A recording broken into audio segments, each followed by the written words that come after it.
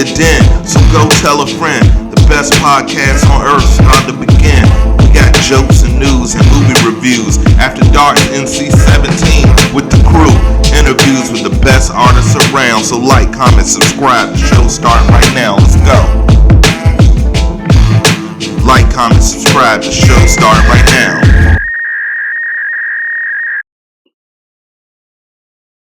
Welcome to Down in the Den. It's your boy Marz, and we're back again. We've been batting 1,000 lately, and today is no different. We've hit a home run. We have nothing but the best, most interesting, and most illustrious guests, and today's no different. Welcome to the Den, Meghan Krauss, singer extraordinaire. How are you doing today, Meghan? I'm so good, man. Thank you for having me. How are you? I am fantastic. We talked a little bit before we went on. I'm enjoying the weather. Been out, took the dog for a few walks, and now I'm talking to one of the best voices I've heard in a very long time. So no complaints whatsoever.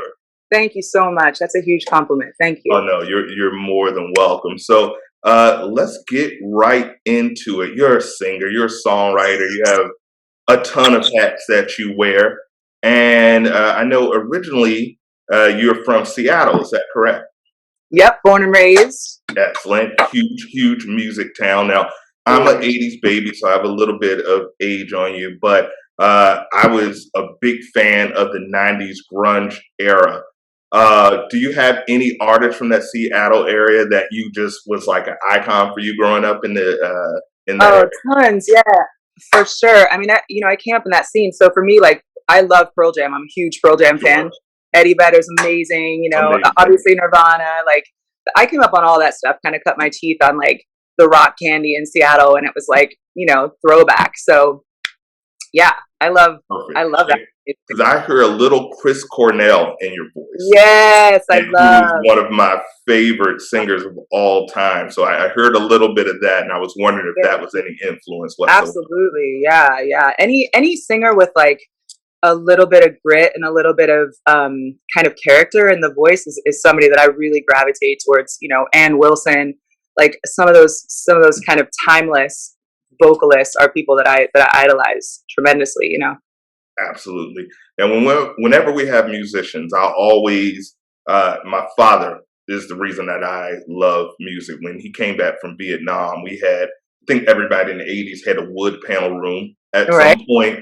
Yeah. We had all these albums on the wall, and it would be, Average Black, Average White Band, and Queen, and he would quiz me. He was like, all right, when was this record out? When was this record out?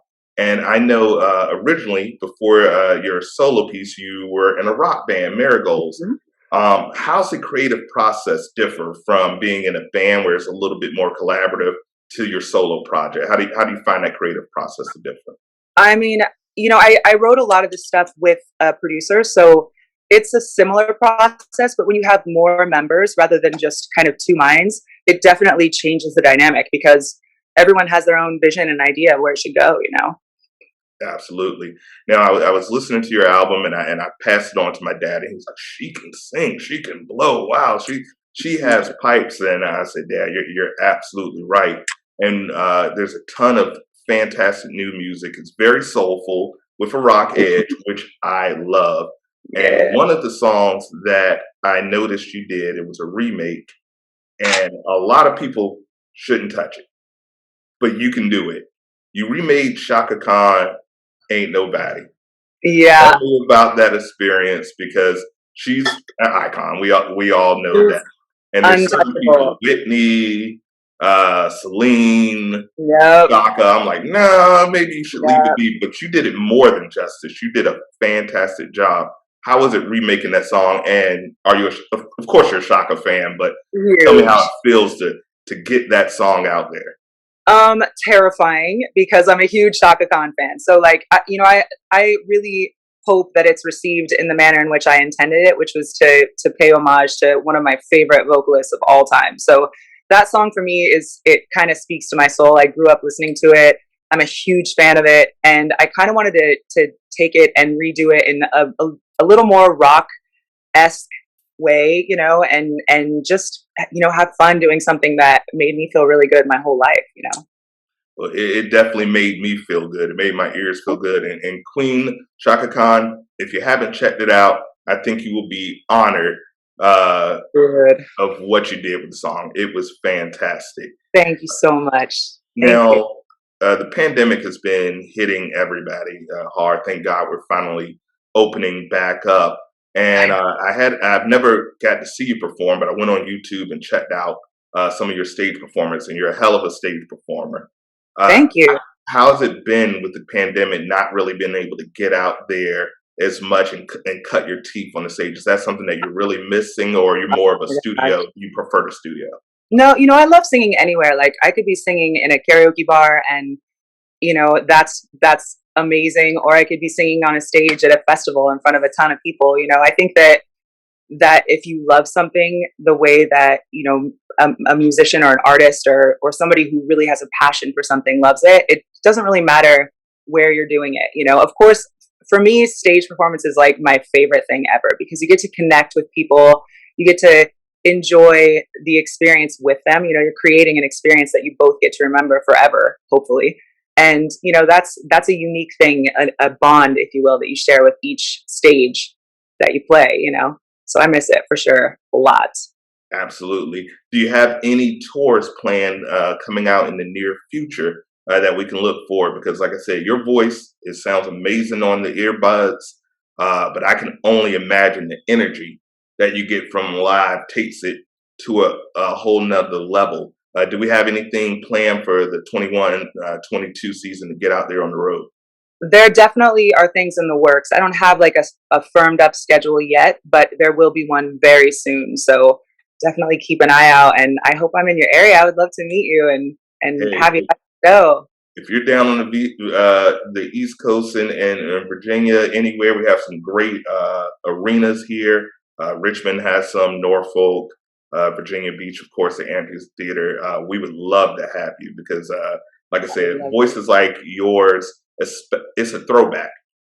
I've noticed with the music industry, everyone can use, if your studio engineer is good enough, they can make almost everyone sound okay. Right. But there's very few that can really just have that transcendent, powerful voice, and that's what I grew up on. I grew up with the singers that can, as we say, sang with an A. Uh, Bye. Are you there you go. Oh, there? I froze up, I think. that's Can you hear okay. You're me? good now. I was like, wow, she can really stand still, and then I realized, I was like, she doesn't blink at all. It's Like, frozen. I'm like, how do you do that? I'm a big blinker. I'm a big blinker. So now, obviously, you come from a huge music town. We've established that. But what's your first experience that really got you into music, where you realize, okay, this is something I want to do for a living? Like my mom says that I was singing before I was walking. It's kind of always been something that I just enjoyed. Um, and then I think I was pretty terrified to be on stage, and I had a choral teacher. I had to take choir as a fine art in like seventh grade or whatever, and she forced me to sing a solo, and that was kind of the end. I did it one time and was like, oh my gosh, this is what I want to do with my life, and that was in seventh grade. So I've kind of been pursuing it Footage ever since. available? What's that? Is footage available? Oh man, I hope so. I bet my mom's got it. She's got everything. Like Mom, send it to the days of show. footage. We would love to see it. Now, I mentioned you've been in several bands, and now you're doing the solo thing, which is awesome. There's a ton of great artists out there. Is there anybody, producer or singer, that you're just dying to collaborate with if you had an opportunity? You know what? There are so many. I'm a huge fan of, like, I don't know if you know Mark Broussard. The name He's sounds very familiar. If Is he? you're not familiar, take a listen to literally anything he's ever done. He's like kind of soul, bluesy southern rock stuff that's just Okay. amazing. His voice is out of control. He's like on the level with a Chris Stapleton, or just an incredible vocalist. I love Chris Stapleton. I Me think Country too. Whiskey is one of probably my all time favorite song. I wish I just had a little bit of vocals. Anything. I'm a person. I'm jealous of you guys. I won't even hide it. Like, I'm a person that has everything to be a singer except the most crucial thing, the ability to sing. Like Well, I karaoke. mean, everybody has the ability to sing. It's just whether or not you're able to hear it in the way that it's intended to be heard. So that you can produce the right sound, I guess. Well, I know I tried out for a choir years ago, and even though they said make a joyful noise, they asked me could I play drums or rap because they said, "Hey, is there anything else you can do? Because this isn't for you." It almost changed my whole religion. It was so bad. Now, everyone, music is a universal language. And I always say everyone has a song that for them, whether they wrote it, whether they performed it, it's a song that just takes them to another place. What's that one song for you that you may not have wrote it, but it's a song that when you hear it, it just transcends and takes you to another place? Is there one particular song? I mean, the first song that comes to mind as you ask me that is Sam Cooke, "Change Gonna Come." It's one of my favorite songs, favorite vocal stylings. I mean, I'm a huge Sam Cooke fan, and for me, that song is like everything. Just That's a hell of an answer. everything. That is a hell of an answer. Absolutely, absolutely. Now, the one thing we always talk about with musicians, the music side, the artistry side, and then there's the business side. And the business side, we all know music has changed. So, when I was growing up, we would buy a CD, and then we look and see who produced it and who wrote Yeah. it, and then we put it in the car, and then we listen to it 4 or 5 times to digest it, and then we talk about it. Yep. And one thing with the music, it's readily available. You can get it everywhere. But I feel the way that we consume music has changed considerably. As far as the business side, what would you tell any young aspiring artist that they should probably brush up on before they enter the industry? Because it's a cold industry. Yeah. I mean, and it's maybe more challenging now, and also more available now than it's ever been. I mean, there are so many forums that almost any artist can put their content onto, which is beautiful. It's awesome that you can get it out there, because for a long time, when the labels kind of had the monopoly on the industry, it was really hard for budding artists to get their content out there. You're like handing out a mixtape in front of like a mall somewhere. Right.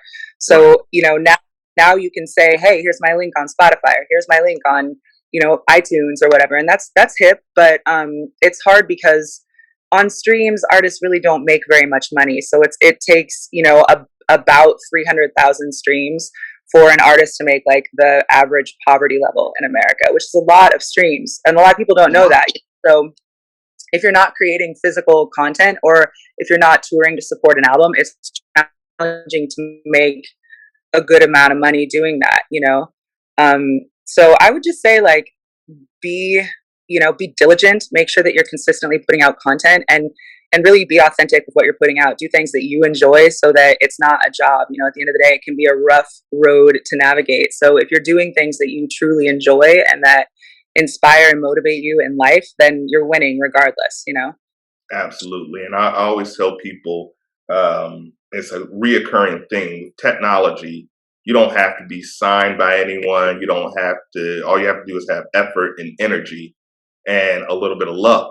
And you can really make it in this industry because Mhm. you can put it out. It's not the record. You're right. The record labels don't have a stranglehold on getting the content out there. But if you do it for the Right. love, you're winning. I always tell people, Absolutely. if you could pay your bills and you're doing it for the love, you're already ahead of 99% of the people that go punch the clock every day and want to jump off 100%. a cliff by lunchtime. So Yeah.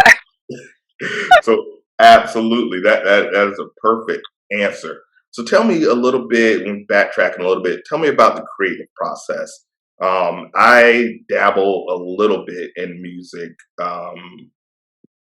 As far as making beats. But I can't sing and I can't do really anything else. But I have a good ear. what's the creative process with you? Is either alone or collaboration? Are you a melody first and then the lyric, or what's your creative process? Um, Honestly, it varies. It depends. It depends on what the inspiration is drawn from.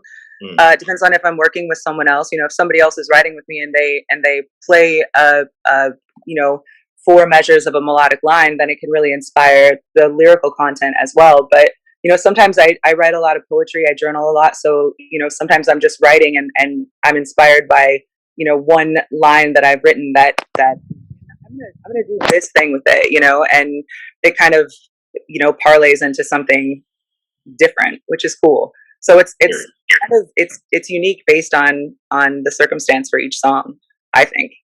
Absolutely. Now, one of my favorite singers, once again, 80s baby, I grew up listening to Michael Jackson, wearing Yes, socks on my hand, trying to moonwalk wherever there was a slippery floor. I probably I'm sprang. still doing that. Oh, still is my friends always laugh. They're like, "Sir, you're 40, but if Michael comes on the club, you push everyone away and you go into your routine." And I was like, "When I'm 80, I'll be doing the same exact thing. Don't you worry about it. As long as my hips work, it's gonna happen." But one thing he said, and I always ask musicians, he said he doesn't really write the music. It just kind of sometimes it's almost like an outer body. Do you ever feel that where like you don't know where the song came from, you don't know where the melody came from? It almost it was like gifted and you're a vessel. Do you ever have that feeling? Absolutely, yeah. Sometimes, like you said, you have no idea like, where was supposed to be a part of the song that you're creating. It's a cool feeling. That's a great feeling when you have that, because it doesn't always work that way. Sometimes you're like grinding trying to finish lyrics to a song. You're like, oh, what rhymes with way? Like, Been there. I've been yeah, there. We had recently redid our theme song for the show. right. And so I decided to pick up the microphone after probably 19 years and write something. And it took me 3 months to write a 30-second measure Yeah, because nothing sounded good, nothing at right. all. So I understand it, and like I said, I'm no musician by any means. Now, we've talked about collaboration, we've talked about your beginnings, and I always ask because I love to see where people are inspired, where the sound can come from. If you could go to any artist show, living or dead, you got your front row tickets. Megan, here's your front row ticket. Prince, Who are you cashing that into? Prince, 100%. Always, he is the love of my life, the great love of my life. Prince. I've been to Paisley Park. I have a problem, honestly. Like, You don't have a problem when it comes to Prince. I You have a don't have a problem. You're completely normal. That's a oh yeah, great, yeah. That's a fantastic answer. Oh my god. Oh my god. Well, are you I ready love. to have a little fun? Yeah, are we gonna do the thing? We're gonna do it. We're gonna do the Ooh, song association. I feel like I'm. Am I sweating? I feel like I'm sweating. I'm You're fine. You're gonna do great. And if not, I'll stop, edit it, and we'll give you another try. It'll be nervous. fine. Don't worry about it. This is a no fail situation. So, for den mates who are watching who haven't seen our song association part, we do this when we have a credible musician such as Megan. And what we do, we give her a word. She'll have 11 seconds. I'm feeling generous. We'll give her 15 seconds. Woo! She'll have 15 seconds to think of a song with the word in the title or in the lyric.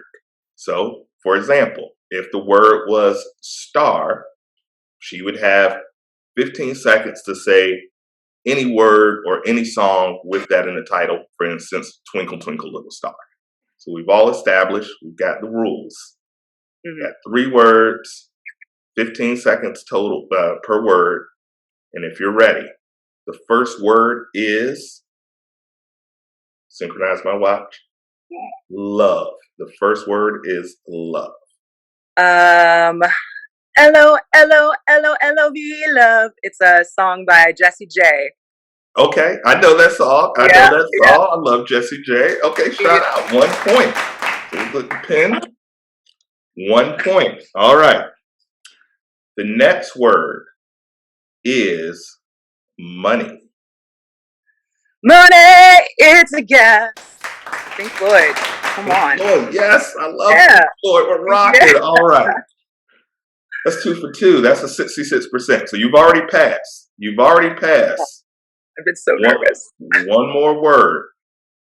We're going to do this in honor of the purple one.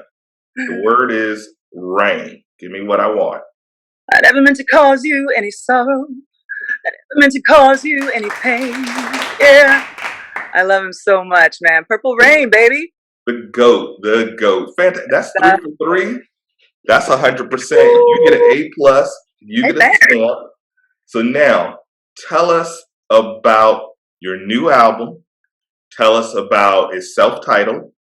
Tell us about what inspired it, and tell us where we can find it for those who don't already know. All right. So my new album is my name, Meghan Krauss, and it can be found on any streaming forum, iTunes, Amazon, both physical CDs and records, and um, in digital format. And the record is a bit of a departure from the stuff that I've been doing historically. I was kind of doing like a rock band thing, and this is a little more soul, blues, pop inspired.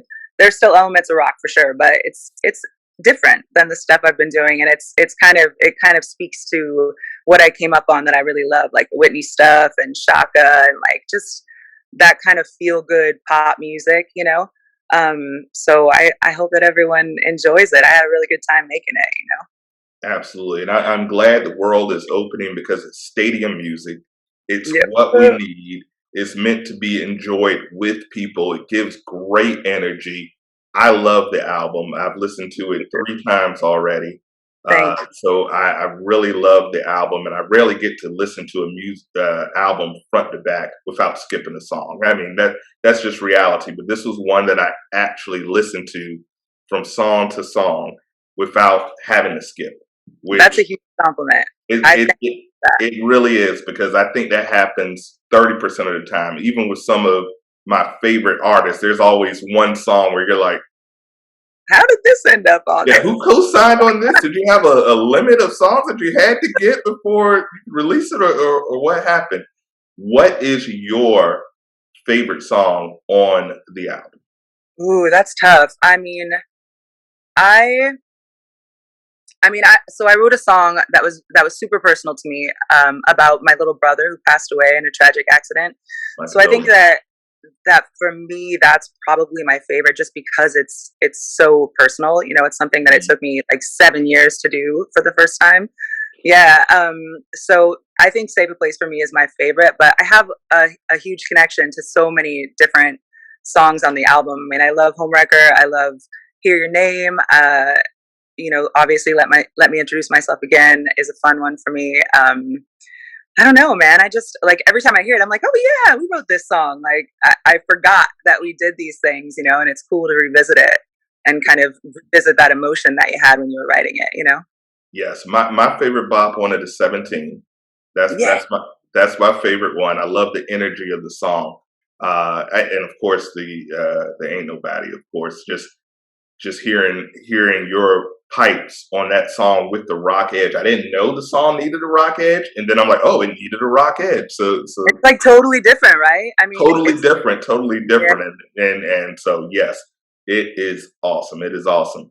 Well, thank you. Megan, I've had a blast. I've had a blast. I hope it was as good Ew. for you as it was for me. This It was really was, and thank you for showing me your pup, your co-host. yes, for the fans. Let me see that puppy again. Oh, Charlie the he's like King Charles Spaniel. so He's sweet.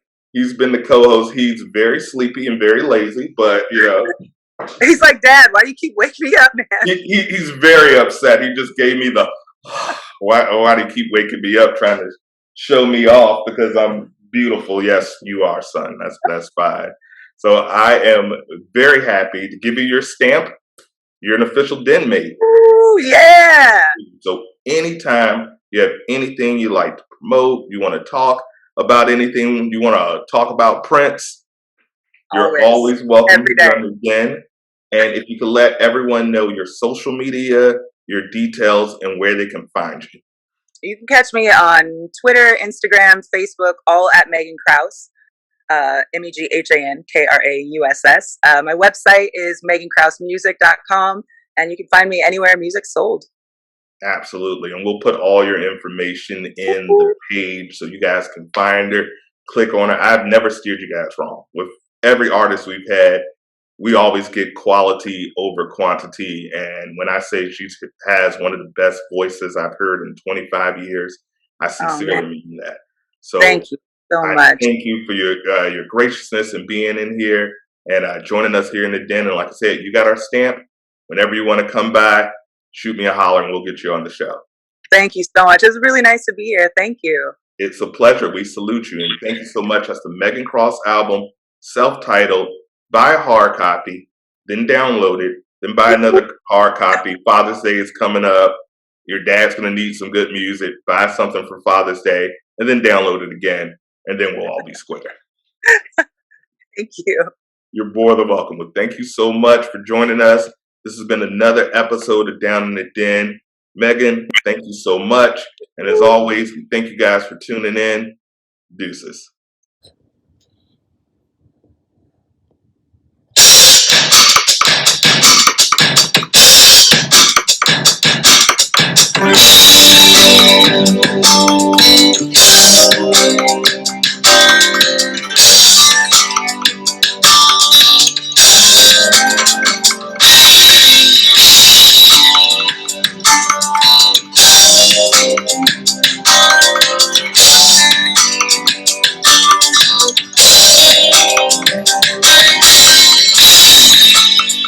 Do you have a minute?